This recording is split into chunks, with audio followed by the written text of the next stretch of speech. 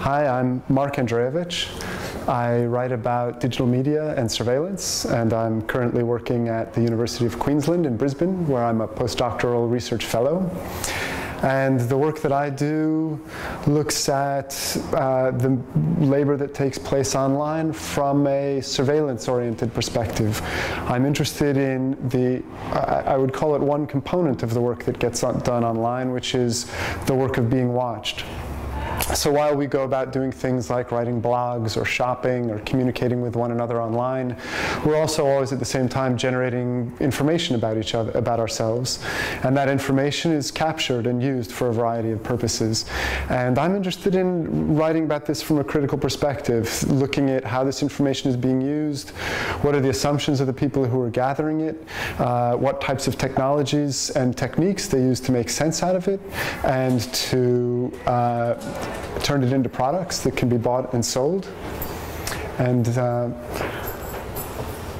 from that perspective, I tend to leave out in my own work some of the other aspects that take place online in order to express concern that I think doesn't quite get captured by some of the conversations that take place around issues of privacy. The way I think about it has to do with the power relations that structure our willingness to turn over information about ourselves. So if you could imagine a world in which a new set of streets were built by the state, and the purpose of those streets was those streets enabled new forms of communication, new forms of sociability, new forms of commerce to take place. And then the government decided, well, you know what, maybe we should turn these streets over to the private sector because it would be more efficient and more productive to let them run it. And the private sector said, okay, now we own these streets and all types of things can take place on them. You can perform, you can communicate, you can shop, you can work. But in order to have access to these streets, you have to submit to the rules that we set. And those rules include tagging you so that we can identify you wherever you go, and then following you around and recording everything that you do, and then saying, now we own all that information about you and we're going to use it to try to manipulate you. So we know where you've been, we know who you've been meeting, we know what you've been talking about, we know sometimes in the depths of your own secret private anxieties, you ask questions in this space that you think nobody else hears, but they're questions about maybe concerns about diseases you might have, or questions about emotional problems that you might be having. All of that information we'll capture and use. I think if that scenario took place, people would say, well, this isn't just an issue of privacy, it's also an issue of who it is who owns and controls these streets and what conditions they're imposing on us in order to allow us access. And we might question the ownership relations, we might question the power relations that structure the types of information gathering that take place on those streets. And I think the internet is an analogous situation. People who write about information collection tend to think about it in terms of privacy. Is our privacy being impinged upon? Is our right to privacy being somehow occluded? And I think there's more going on. It's not just a question of privacy, it's also a question of power. Who is it who owns and controls the infrastructures that we use to communicate with each other, to express ourselves, to shop, to work.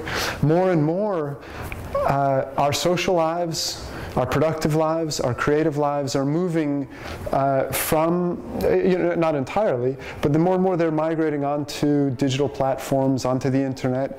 And what that means is they're entering privately owned and controlled spaces. So some of the concepts that I think are useful ways for describing what's taking place in the emerging online economy include the notion of digital enclosure, which is that process whereby activities that used to take place offline are increasingly moving into online spaces, things like shopping and socializing. One of the concepts that I think is useful for describing what's taking place online is the notion of digital enclosure, the ways in which spaces and activities that used to take place offline are increasingly moving into an online context. So think of the forms of socializing with one another, writing to one another that used to take place in offline contexts are moving into digital online contexts, and new forms of sociability are being enabled by online contexts. What that means is that a whole range of activities are being enclosed to the extent that they can be monitored and observed, and the data that they generate can be captured. We are increasingly separated from our data in order to access it wherever we go. So when we have a Gmail account, our email isn't stored on our computers, but is stored on remote servers. That's information that used to be, when we wrote letters or notes to one another, the information that we controlled and owned. Now Google owns and controls that information because we put it on their servers so we can access it wherever we go. And what it means is they claim that they can do certain things with it. We can use it, we can mine it for information about you. Perhaps down the road we can find ways to come up with commodities that we can sell based on it. Certainly we can sell advertising based on this information. In a variety of ways, when we go about our day-to-day activities online, we are being productive in ways that we don't quite think about. So we may be doing things that we think are leisure activities or work activities, but along the way, as we generate information about ourselves, we're also creating a whole new category of information that has value. So companies are cropping up now, for example, not just to collect demographic information and information about our online behavior, but also information about what people are saying on social media sites or on weblogs or on Twitter. Most recently, the phenomenon has been a whole range of companies that do what they call sentiment analysis. They take a name or a political policy or a brand or a company, and they see what people are saying about it online, and they have technologies that allow them to trawl the internet and gather information quite quickly and to process that information in real time in order to create what they claim is an overview picture of the sentiment toward what it is that they're looking at. So if you take a political policy, are people favorable toward it or not? One recent one that I saw was, how did people feel about Obama winning the Nobel Prize? Were they positive or not? It turns out 52% of the people that whose information they tracked were positive, or so they say. But the goal is to look at the internet. Internet is an information generating machine, and then to find ways to capture the value that's generated. And I think that it's important that we become more and more aware of how this information is being collected and how it's being used. And I'm arguing that it creates certain asymmetries. Most people don't know what type of information is being gathered about them. Most people don't know how it's being used. Most people don't have access to that information. So the people who own and control the databases have a asymmetrical control over the information that we as users generate. They have the power to collect it, to store it, to aggregate it, to mine it, and increasingly what they're doing is engaging in processes of experimental processes, running controlled experiments online in order to see, for example, what type of advertising is more effective or persuasive. So they'll show some ads to some people, some ads to other people. They'll customize those ads based on information that they know about those people, and see how they can more effectively manipulate or persuade populations.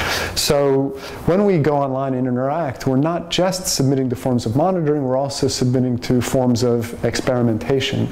And I think in the end, just as in the example that I started with, we're in a situation where it's time not just to think about questions of privacy, but actually to ask questions about what we as a populace feel is the optimal way to organize a very powerful technology like the internet. Do we want to create a space that's one in which a group of commercial private corporations are able to set the terms whereby we use it? Or do we want to think about it as a space where maybe we want to reorganize the relations of control, of power, that govern who benefits from the creation of this user-generated information, who can turn it into commodities, who can buy and sell it? So I would say the range of arguments that I've been running are all directed towards asking bigger questions about not just how might people who are concerned about information collection change policies about privacy or end-user license agreements, but how we might rethink the whole question of what it means to turn this very productive space of sociability, commerce, and self-expression into a purely commercially supported medium, and whether or not we might want to rethink how we organize that space.